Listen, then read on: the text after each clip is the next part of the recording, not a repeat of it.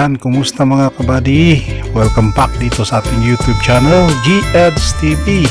So ngayon lang ako nagvo-voice over na naman mga kabady. So andito nga pala tayo sa taas. Ayan, ang ganda ng view. Ayan mga kabady. Dito po tayo nagpapakarga ng tubo. Swerte at hindi umulan ngayon, kaya dito tayo sa taas. Nakaakyat tayo rito. Pakyo. Kar! Mga naman ning magpumukid ng panagat pakanal sa da. So muna kayo na magpakanan, magpabukid na punta. Kar! Sinimulan na nila mga kabady.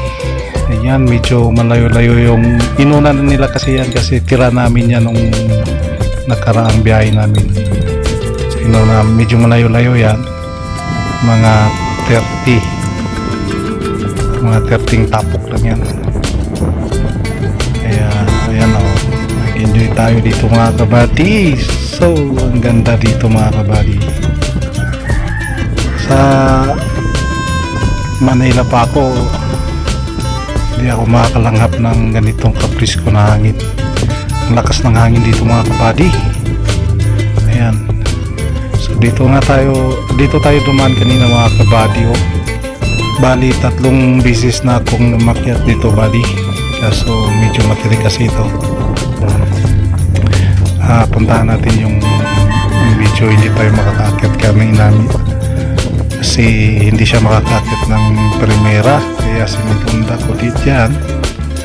Sinubukan mo yung primera kanina, sa naabutan tayo ng hindi talaga siya makaakyat kasi yung gulong niya hindi makaikot masyado, hindi malakas ikot, kaya sinubunda ko.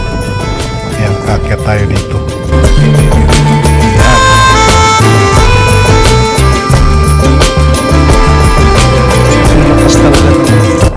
Ang lakas talaga ng hangin dito mga kabady. Yan, ang ganda ng view.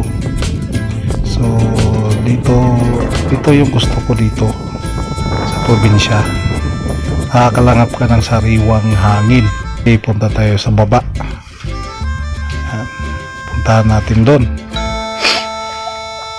Ay nako. Yan o.